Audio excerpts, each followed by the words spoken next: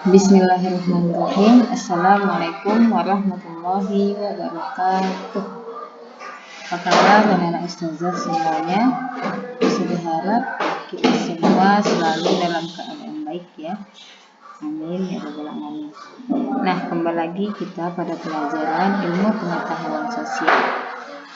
Nah, ada materi yang akan kita bahas pada kesempatan kali ini, yaitu tentang dinamika kependudukan Indonesia.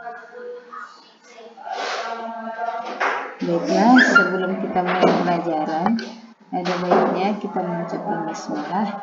Bismillahirrahmanirrahim. Nah, dinamika penduduk. Tahukah kalian apa yang dimaksud dengan dinamika penduduk? Oke, akan kita bahas bersama. Nah, sebelum kita masuk dinamika penduduk, kita akan membahas terlebih dahulu tentang penduduk. Penduduk adalah semua orang yang berdomisili atau tinggal di wilayah geografis suatu negara selama 6 bulan atau lebih, dan mereka yang berdomisili kurang dari 6 bulan tetapi bertujuan untuk menetap. Dinamika penduduk adalah perubahan komposisi penduduk yang diakibatkan oleh beberapa faktor.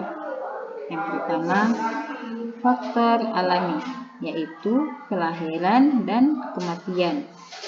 Yang kedua, faktor non-alami, yaitu migrasi.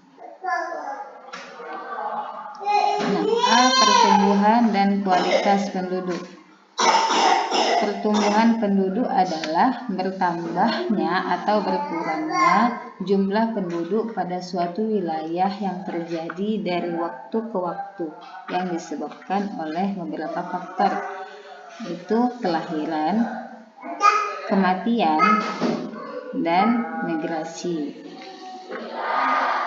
Nah, natural increase, pertumbuhan penduduk yang dihitung dari selisih jumlah kelahiran dan jumlah kematian. Total increase yaitu pertumbuhan penduduk yang dihitung dari selisih jumlah kelahiran dan jumlah kematian ditambah selisih penduduk yang datang dan yang pergi. Kualitas penduduk terkait dengan kemampuan penduduk untuk mengolah dan memanfaatkan sumber daya alam yang ada, yang bertujuan untuk pemenuhan kebutuhan hidup dan meningkatkan kesejahteraannya. Selanjutnya, pengaruh pertumbuhan penduduk. Perkembangan sosial. A. Meningkatnya permintaan terhadap sandang, pangan, dan papan. B. Berkurangnya lahan dan tempat tinggal. C. Meningkatnya investor yang datang. Perkembangan budaya. A. Seni. B. Bahasa. C. Adat istiadat. Kita lanjut. B. Persebaran penduduk. Adapun penyebab kepadatan penduduk di suatu wilayah lebih tinggi dari wilayah lain, terutama faktor keadaan alam dan faktor sosial ekonomi, seperti lahan pertaniannya subur dan teknologi pertaniannya sangat mendukung. Yang kedua, memiliki pusat pemerintahan. Yang ketiga, memiliki pusat kegiatan perekonomian, industri, dan perdagangan. Yang keempat, memiliki kelengkapan sarana serta prasarana transportasi dan komunikasi.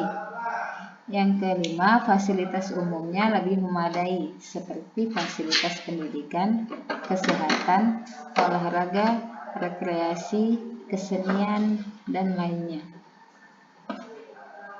Adapun rumus untuk menghitung kepadatan penduduk itu jumlah penduduk dibagi luas wilayah. Selanjutnya, jumlah penduduk. Jumlah penduduk adalah banyaknya penduduk yang menempati suatu wilayah pada waktu tertentu.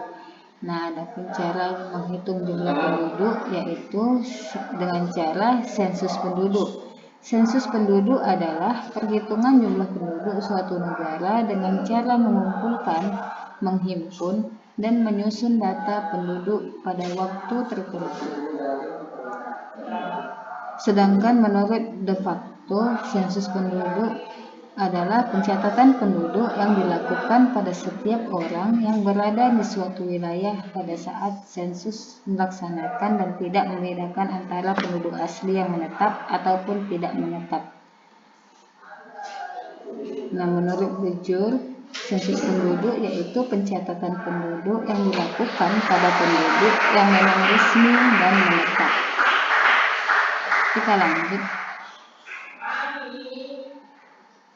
Registrasi. Nah, registrasi adalah kumpulan keterangan mengenai kelahiran, kematian, dan segala kejadian penting lainnya seperti perkawinan, perceraian, pengangkatan anak, dan perpindahan penduduk. Kemudian survei. Survei adalah cara pengambilan sampel dari daerah yang dilakukan oleh pemerintah. Oke, anak-anak ustazah, itulah materi kita pada kesempatan kali ini. Selanjutnya silakan kalian kerjakan tugas berikut di buku latihan kalian. Selamat mengerjakan. Kita tutup dengan lafaz hamdalah. Alhamdulillahirrahmanirrahim. Syukran kasiran. Assalamualaikum warahmatullahi wabarakatuh.